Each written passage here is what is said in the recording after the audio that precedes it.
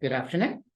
Welcome to our virtual participants and to our in-room participants, whom I will treat to a cup of coffee after the seminar in one of our many eateries in Ulster University. My name is Rory O'Connell, Research Director for Law at Ulster University and one of the investigators on the Global Challenges Research Fund funded project, the Gender, Justice and Security Hub, which is led by the LSE, London School of Economics. Very pleased to have some people from the LSE with us here today. And we are going to have a talk with Dr. Claire Wright. A small housekeeping announcement is that there will be a fire alarm at 1:10 in a few minutes, so apologies for that. There's no need to vacate the building or switch off Zoom. Yeah. But it will just interrupt us. Very pleased to welcome Claire. So Dr. Claire Wright is a research fellow at the School of Law, Queen's University of Belfast, where she is working on a GCRF-funded project analysing the relevance of colonial legacies for present-day peacebuilding processes. After receiving her doctorate in political science from the University of Salamanca, she worked as lecturer at the Universidad Autónoma de Nuevo, León and Universidad Monterrey, and she is co-editor of the prior Consultation of Indigenous Peoples Inside the Implementation Gap, published by Routledge in 2019. In 2022, she published the article, part of this project again, Navigating Colonial Debris, Structural Challenges for Colombia's Peace Accord in Peacebuilding, co-authored with our friends and colleagues, Professor Bill Rolston and Professor Fionnuala. So we are recording this event, as I already mentioned, so do bear that in mind. Claire is going to speak for about half an hour or so, and then we will have time for questions after that. So Claire, thank you. Thank you so much. Thank you so much, Roy, for the introduction and for the kind invitation. I'm really pleased to be here with you today to discuss the politics of knowledge and colonial aspects of this process. And also very grateful to Ulster University, wonderful building, lovely room. People on Zoom can't see the lovely view we can see, but believe me, it's very nice. Hopefully next time you can be here in person. Just a point of housekeeping, I get excited and speak fast, so feel free to tell me to slow down if it's too fast. I hope you can hear okay on Zoom and see okay and the PowerPoint slides. As Rory said, it's about half an hour presentation and then time for questions. And as this is a seminar, the idea is for you to get involved and share any personal experiences you might have too. This is quite a reflexive presentation. It's the first time I present on this topic, but don't be alarmed. I've thought about it a lot, just not presented on it. So all reflections are very welcome, particularly at the end, but feel free to shout out during, if that's helpful too. Hi, hey, how are you doing? So, so just to say what the contents of today's presentation will be. The first question is, what's the crack? It started off as what's the problem, but I thought I'd do a nod to TJI's PhD seminar, which is called What's the Crack? So like, what is this all about? Why is this a problem? Why are we talking about this? Is it real? Does it matter? That sort of thing. And then a reflection about the field of study in which I'm involved, transitional justice, and trying to work out what the relationship of knowledge production is within that field and colonialism. Then I have a nice sort of conceptual section about the politics of knowledge and how in the COVID-19 context, there's been more studies on this notion of the politics of knowledge. And then I'm going to present some reflections from the research project Rory mentioned, and I'll go into more depth about some experiences from the virtual field in relation to what we call the colonial trap involved in knowledge production. Finally, some lessons learned, some specific lessons learned that could be useful for future engagement. Suggested readings, and then the final bit is kind of your homework, turning the mirror back on yourselves, hoping that this may inspire like a reflexive process or join in with an already existing reflexive process in which you may be involved. So what's the crack? What's this all about? Why are we here? Why are we talking about this? Well, as we know, colonial legacies have existed for a long time. Racism has existed for a long time, but things come and go in public agendas. Now, we saw that during the pandemic, particularly 2020, with the Black Lives Matter movement sort of resurfacing in the US and then becoming much more global than it had previously, that the issue of racism really took hold of the public agenda in a way it hadn't done globally for a long time. And within that discussion, colonial legacy became increasingly kind of salient. Many studies on decolonization talk about the fact that sometimes colonial legacy is the elephant in the room. It's not talked about in post-colonial societies or and states that previously exercised colonial power, but it's kind of there. It's just not named explicitly. But in the 2020 context, as well as racism and violence, but that can entail becoming more salient, colonialism as a topic. That was the kind of people saying that colonial legacy doesn't exist, sabotaging. That was a fire practice. Anyway, so in this context, so this is the what's the crack bit, you know, in this context, 2020 to the present day, these issues have really gained salience. And there's a couple of images there. One is from the US and one's from Colombia. So in different parts of the globe, these discussions on the back of the Black Lives Matter protests were happening in very different places. And we saw, for example, in Bristol, in England, the statue of Edward Rolston, slave trader and owner, was toppled in that summer of 2020. Same thing happened in other places in the world. In Colombia, in I think it was August 2020, a statue of a conquistador, Sebastián de Belalcázar, was sort of toppled by Indigenous protesters. There's a global effect. It's kind of like a world wave of collective action.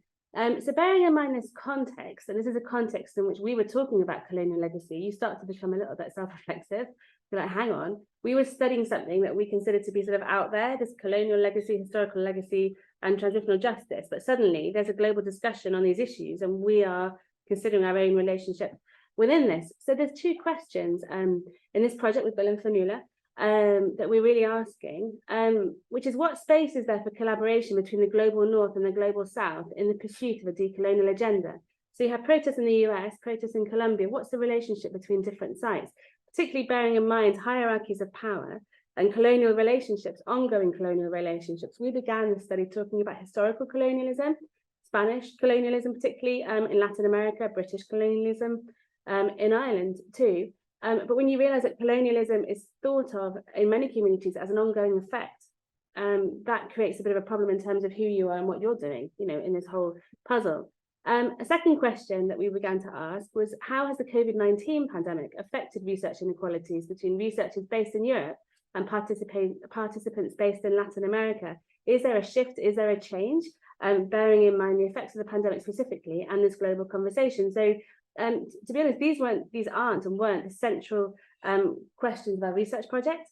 These are sort of questions that actually become equally interesting or sometimes more interesting that happen as you do your research. I'm sure I'm not the only one here that finds that you start off with a question in research and all of a sudden things change because the context takes over, right? You know, you're in your, let's say, ivory tower, lovely tower here, and then you actually go out and see what people are talking about and it's kind of different. I mean, that happens, right? And the context sometimes catches up with you. And I think that's what happened to us a little bit with this project. So in terms of the project itself and sort of like locating ourselves a bit more specifically in this puzzle, I refer to this concept of TJ circuit, transitional justice circuit, which Rebecca Rowan talks about in an article called We Don't Believe in Transitional Justice on Colombia in 2017. And she talks about this broader sort of concentric circles of people working around transitional justice. So a question I hope to answer in this section is, are we part of that? As researchers, are we part of this sort of concentric circle of people working around transitional justice? So the project in which we are still engaged, happily engaged, is on colonial legacy and transitional justice, comparing Colombia and Ireland. So you'll see I have an image there at the bottom, our article that Rory kindly mentioned, which is the sort of first round of interviews we carried out in Colombia about the Havana Peace Accord and the absence of colonial legacy in the discourse, but its relevance in practice. So we published that article, we produced a podcast on Indigenous people's engagement with transitional justice in Colombia, and we published a blog piece on the Leuven Transitional Justice Institute blog. They have like a special series on historical redress and transitional justice. So we did a little bit of a bite of the new piece there in terms of what the Truth Commission did regarding colonial legacy, which is considerably more than what happened in the Havana Peace Accord. From the perspective of colonialism and research, one thing that I always note is that these are basically in English, but the blog piece is in Spanish. I insisted on that we could publish in parallel English and Spanish. So we do have pieces in the pipeline in Spanish, but obviously publishing, bearing in mind that Spanish as a colonial language has its own difficulties in the sort of pecking order of neocolonialism. English is kind of top, you know, and Spanish comes a bit below that, particularly working in Latin America. So aware of that, but those are the outputs of our project. so far. But one thing we saw as, so 2020 we started, was that there were kind of increasing conversations within transitional justice on colonial legacy. Bill Rolston and León are the experts on this. They've been working on it for a long time and saying there's a bit of an oversight in terms of structural historical legacies and transitional justice. But increasingly, since this kind of boom of discussions and mobilization about racism and colonialism, transitional justice studies are sort of taking that into account. So we see special issues. This León blog piece is definitely an important racism to important topics. But having said that, there's a bit of a difficult conversation and relationship between transitional justice and colonialism. Many scholars say that in the best case scenario, transitional justice can pay sort of lip service to, for example, historical situations of abuse and injustice with Indigenous peoples, Canada, Australia, for example. In the best case scenario, we have a colleague on the Hub who's excellent, Mohammed Sasay, who says it's not radical enough transitional justice to deal with colonial legacy. It needs to do more. It needs to be more dramatic. And then you have authors who say, well, hang on, before that, transitional justice in itself is a neo-colonial enterprise. You go, oh, back it up. What's the crack there then? You know, what's that all about? And they say, well, essentially, transitional justice in many cases is a model imported from the global north to the global south. It's like our expertise from the north is transported to the south. And sometimes that involves what we call, where I'm from, jobs for the boys, contracts for people, consultants. It's money moves this too. So it's almost like an enterprise in itself. Now there's pushback against that. Scholars note that the global south has made considerable contributions to transitional justice. It's not just thought of in the global north. The global south makes its own contributions too. And Rowan, in her article on Colombia, finds that people, at least in 2017, so this is before the transitional justice institutions are really sort of getting started, that there was a degree of skepticism about how the process would take place. In our research on Colombia, we found that at least back in 2020, people weren't concerned about this being a neo-colonial enterprise. They believed it was very much a domestically homegrown, innovative process with sort of justice institutions and proposals that were very different. So whether or not transitional justice is seen as a colonial legacy in Colombia is a moot point. What I'm interested in seeing now is the afterlife, for example, of the Truth Commission and what's happening with that, whether there could be some sort of new analysis from that perspective. But anyway, there's a sort of murky relationship. Transitional justice is interested in this, but it may be committing errors itself, put it that way, from a decolonial perspective. And this reflection, are we researchers or stakeholders, ties into this notion of the TJ circuit by Rebecca Rowan, because we started the project, consider ourselves sort of politically motivated researchers fighting for social justice from Belfast. It was grand. And that's what we're doing, you know, we're not trying to change people's lives or affect them, you know, directly. But how do people see you? You know, how do people see us coming from here to there?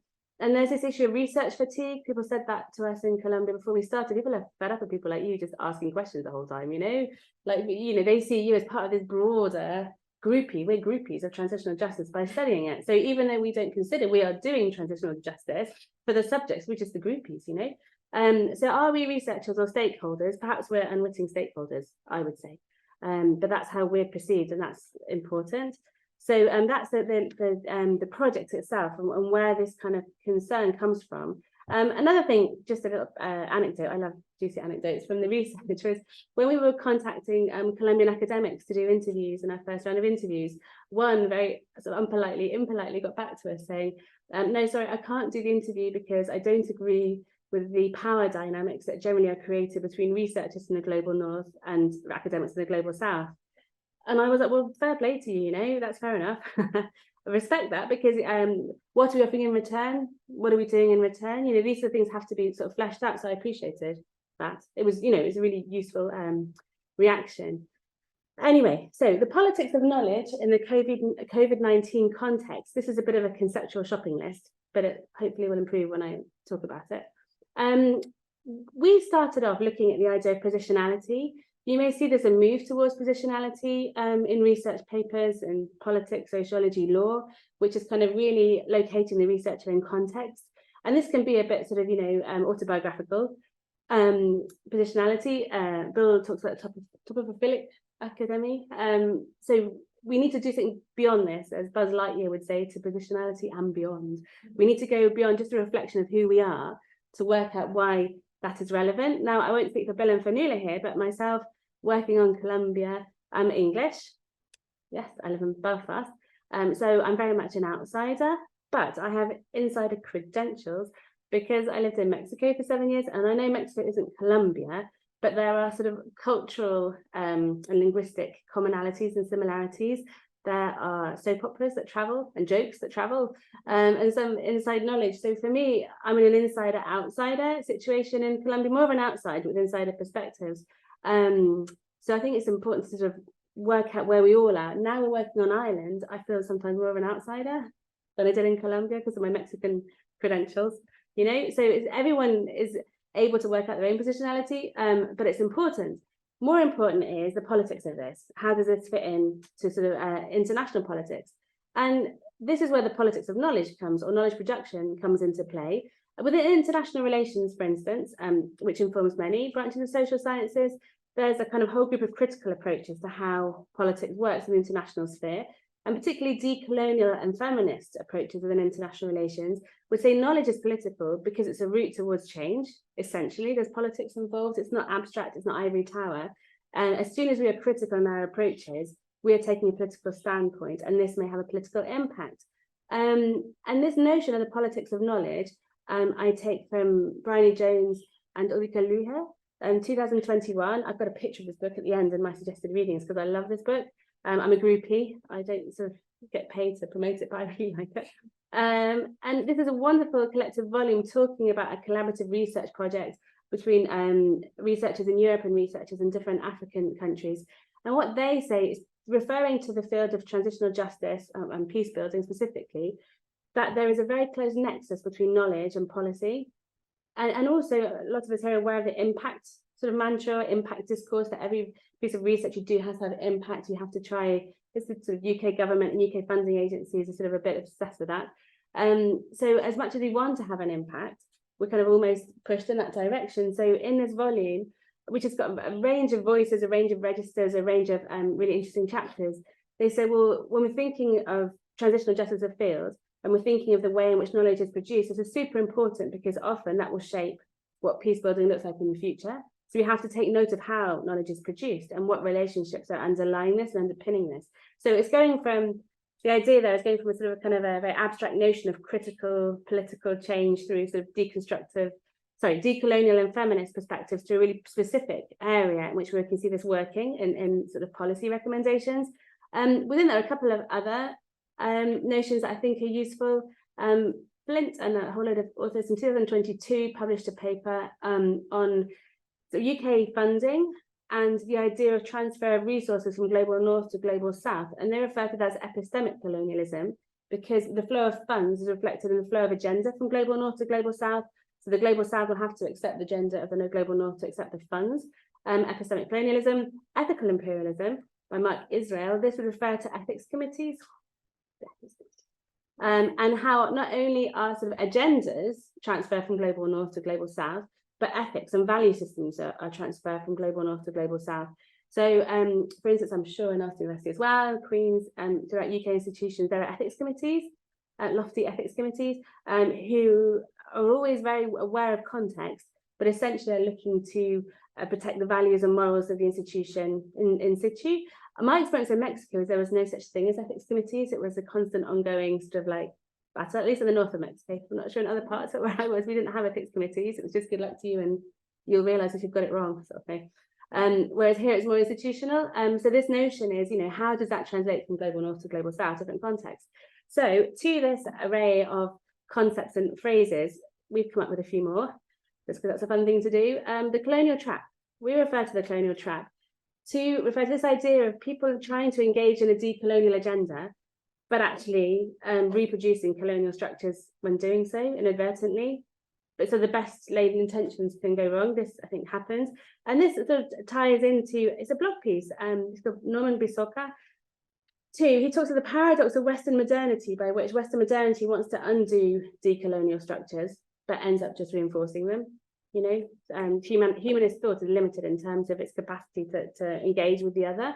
There's another sort of concept that we came up with, which is a Spanish concept, to try to be decolonial with our Spanish, complicidad, Now, complicidad was used in the interviews, some interviews which we carried out, to talk about this notion of being sort of in cahoots in a good way with other people. So finding common ground and having sort of similar, a similar perspective towards change. So finding sort of closeness that would have a political edge. Now it's interesting, I like this because Spanish gets it wrong and English gets it right. Because in English, complicity, from the Latin, is always negative. You're complicit to do a crime, but in Spanish, it can be negative or positive. It's sort of double valence, like it would be in Latin, so it's better in Spanish. So I thought if you try and do complicity in English, it wouldn't work, because it'd be like, yeah, what you want to be doing is trying to, you know, do a crime. No, we don't mean that. We mean sort of getting closer to the common goal. And this finds echoes, so we sort of base this on a notion by Andrea Sullivan Clark, talking about the context of Indigenous movement in or native movement in the US, of decolonial allyship, which is how could you be an ally to a people to which you don't belong from a decolonial perspective.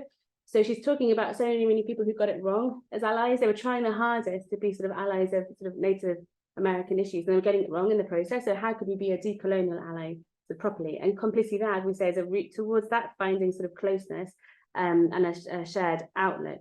And the final concept that we're sort of introducing formally, and which I've read about in the Spanish-speaking world and speaking to people, is el maestro COVID, like COVID as a teacher. The idea that during the pandemic, which is now officially over, apparently, but during the pandemic, we learned things about ourselves. It's a kind of more of a romantic notion of the pandemic, which is terrible, but the idea that you learn, thanks to COVID, you learn stuff. And in this sense, there's a whole series of reflections, really interesting methodological reflections on how what we learn from the pandemic in terms of relationships between researchers in Global North and Global South, and that we would like to sort of feed into with this piece. So Isis Barre-Guyot, who works in Manchester, she has a great piece on decolonial feminisms sort of coming to the fore during the pandemic. Charvet and Ordóñez, who talk about that researchers in the Global South became kind of more important during the pandemic because researchers in the Global North couldn't do their jaunts on fieldwork, so they were stuck. So they did some of the fieldwork in a way that they might have not done before. Alba Boa Cueva, who works in the Hub with other colleagues, talk about sort of new levels of intimacy between interviewees and interviewers, thanks to a sort of shared global context. But Nwako et al. Talk about the difficulties, the problem of people in the Global South being sort of having to go out, do the work, and being faced with dangers in a way that people in the Global North weren't. They were just sat at home waiting for the global scholars in the Global South to do all the work for them. So there's a kind of like a whole discussion in the literature. So I think this is kind of a really interesting discussion. It's a bit of a shopping list, as it looks there, but it comes from old discussions about critical approaches to field work. And then a general discussion about politics of knowledge and how this fits in sort of in both a structural and more intimate level to the COVID context. So colonial trap, complicidad, and maestro COVID would be our sort of contributions in Spanglish to this. Sorry. So notes from the virtual field. You know, when you do field work, back in the day, field work, I have lovely pictures of mountains in Peru and lovely buildings in Quito. But during the pandemic, we had to do nothing, wait, or go online. So that was our notes, lovely pictures from field work. Zoom, our conversations were held on Zoom, and a lot of communication was done via WhatsApp. Now, I have to say, if it wasn't for WhatsApp, we wouldn't have a project. Seriously, we would have a project, but it would be very different. So we would. But it would look very, very different, and it wouldn't have much fieldwork and virtual fieldwork in it. And this, I think, would be an interesting topic for a paper or a TED talk, is WhatsApp a tool for decolonial feminist scholarship? Because I think it is, I actually do. The first round of research was with academics, the ones who accepted our invitation. And the second round of research was with Indigenous, Afro-descendant, or Black, depending on how they refer to themselves, Romani and Mestiza women in Colombia, and the way to contact WhatsApp, 100% WhatsApp, an email would never get replied to. So WhatsApp is a means of communication. And this morning, I had one on at 5 a.m. in Colombia, and I was talking to her on WhatsApp. Like it's 2 years after we did the research, we're still in touch on WhatsApp. We still send like flowers on birthdays and things. Like I've been really working in Mexico. At least I knew that most things were resolved via WhatsApp. You know, like appointments and things, you get signed up on WhatsApp. But I had no idea how useful a tool this would be. So I think, not trying to feed into their marketing, but it just amazed me how important that has been as a tool for communication. And one thing we wouldn't want to do is make too much of sort of this shared context of the pandemic, noting that I was sort of quite comfy in my converted garage office in Northern Ireland, and it wasn't hot and I didn't have too many difficulties. And then women in Colombia who might have been under threat and receiving threats. I wouldn't say that we're in the same position, but there were similarities that I think became more evident because we were both based in our homes, or all based in our homes. So for example, every now and then, as tiny kids would do, my kids would be unwell. So I would tell one of the women I was interviewing on WhatsApp, and then I'd have like 10 prayer WhatsApps from other women, so, oh, your children are unwell. Or you'd have like, I don't know, a delivery person come in, they'd have a delivery person come in, you'd have a child, they would show you a child. If I'd gone there in person to do the research, I did follow up in person with some after, but if I'd gone there in person, we wouldn't have seen those sort of difficulties and those similarities, like the domestic came to the fore due to the virtual field. So not trying to make too much of that, particularly in terms of inequalities, there was some sort of commonality there, commonality of experience, like ill children, deliveries, internet cutting out, somehow creates a sense of sort of complicidad, or as part of the sense of complicidad. So that was our context.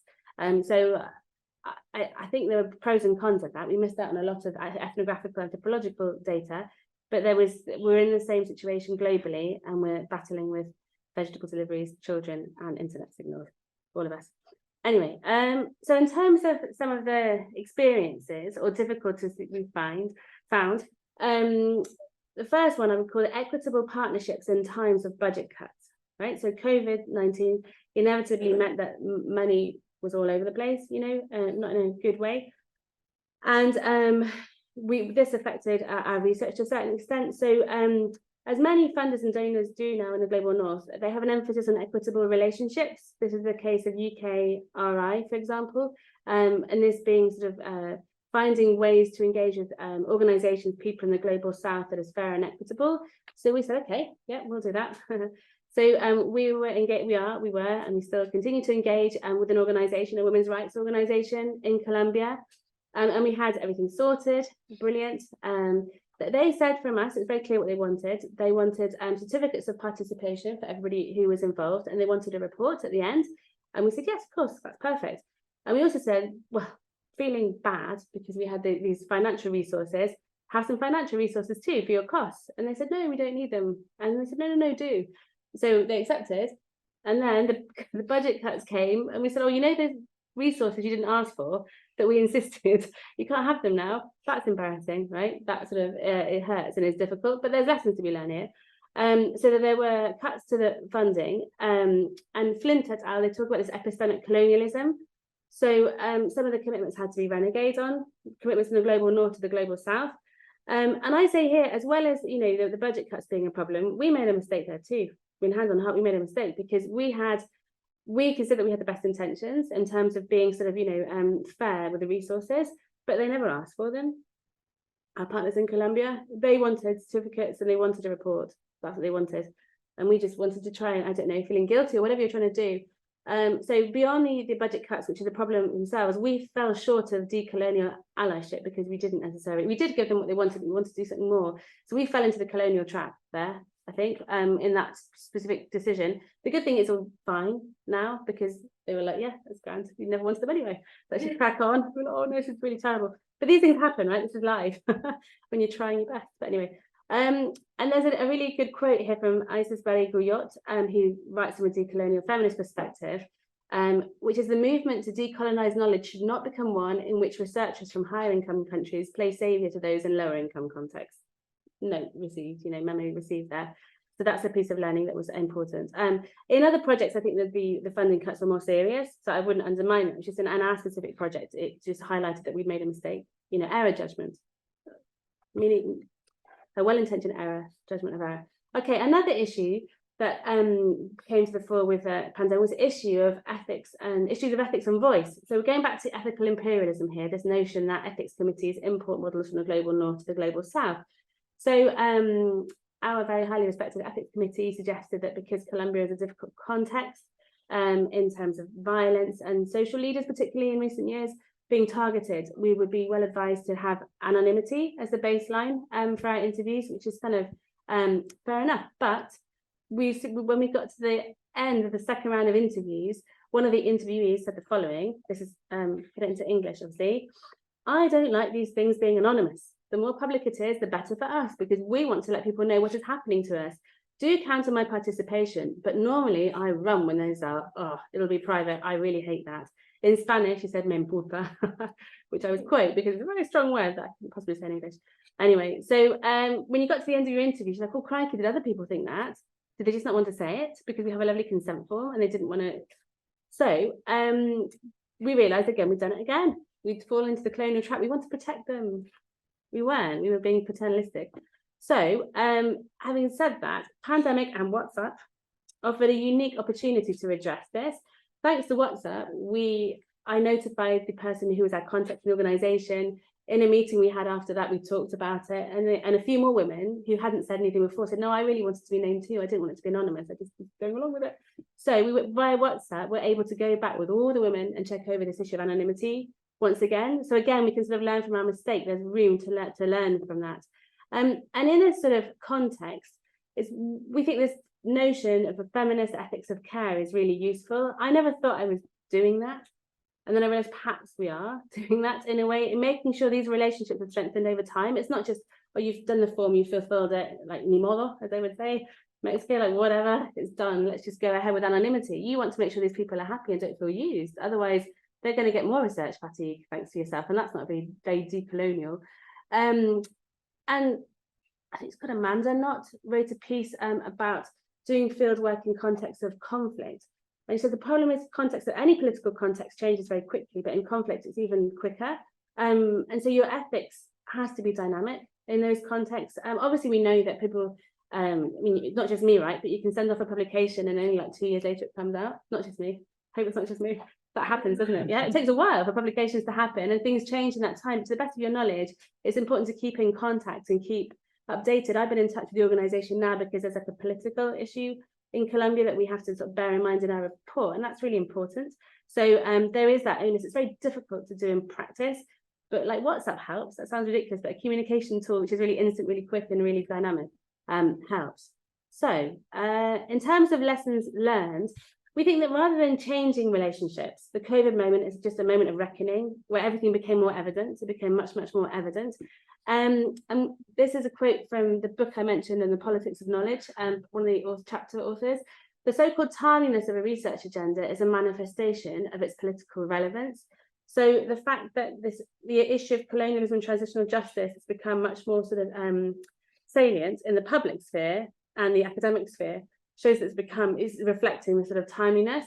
So in terms of hope for relationships between scholars in the global north and global south as decolonial allies, the structural level, including foreign aid and institutions, is disappointing. It moves slower, it's more complicated, but at least at the interpersonal level, so relationships, there is more room for optimism from this perspective of the feminist ethics of care. So we made a couple of mistakes, we did. They were very well-meaning, but they were colonial trap kind of mistakes. But fortunately, thanks to our partners in Colombia, we were able to overcome them, I think, and it's all been grand since then.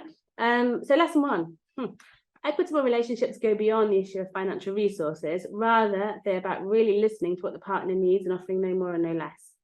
I say 100%. And that even doesn't have to be from global north to global south. That's partnerships in general, but it's particularly important, I think, when we think about the colonial relationships involved in research. Lesson two, conversations over issues such as consent and anonymity need to be dynamic, ongoing, and bottom-up from participants rather than top-down from ethics committees.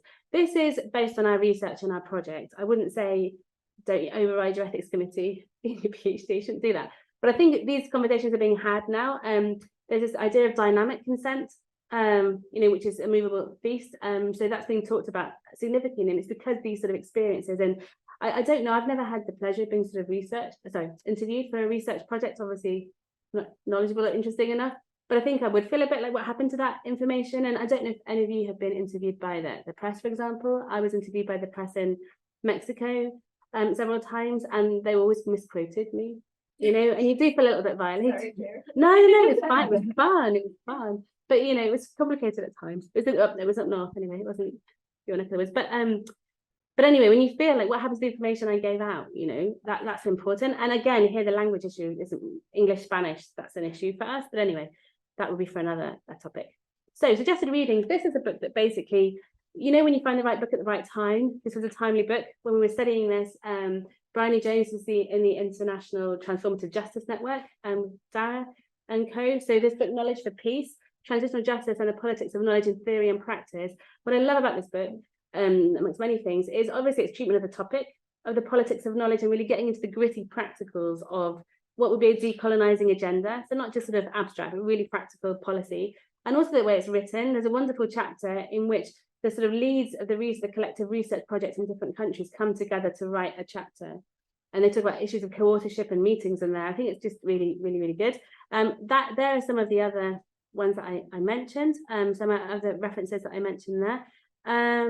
And turning the mirror back on yourselves. This was a piece of advice from an academic in Colombia who we interviewed. They said, okay, it's all very well studying here, but what about Ireland? What about yourselves in Ireland? How are you going to do that? What are you going to learn from here and take over to Ireland? So this idea of looking at yourself, I think, is important. And maybe you've had some of these questions or made some of these reflections yourself, but I just wanted to throw some questions out for you. You know, is your research timely in a political sense? It doesn't have to be, it maybe may not be. Do you consider yourself an insider, outsider, both or neither? That can change over time and in projects. Now, how has your own experience, for example, privilege and or discrimination shaped your academic inquiry? Who are the stakeholders in your research? Are funders a stakeholder, agenda setter? Maybe, maybe not. Are you a stakeholder in your research? What sort of engagement or relationships are you looking to build with your interlocutors? What, if any, impact will the results of your research have on stakeholders and interlocutors? And finally, this I think is a whole topic. It's related to this, but it would deserve a whole sort of consideration of its own. Is language or communication an issue? And how are you proposing to overcome that? So these are the sort of things that, since I did my PhD back like a million years ago, you'd start to think about these issues, but we were never taught about this. We were never invited to think about these things. But when you're doing your field work and you're establishing relationships, it's like your day-to-day work. And I think with the COVID context, the George Floyd killing, murder sort of context, this has all become much more salient and much more important. And there are increasing discussions on this in academia, we can see. So the colonial trap, there it is.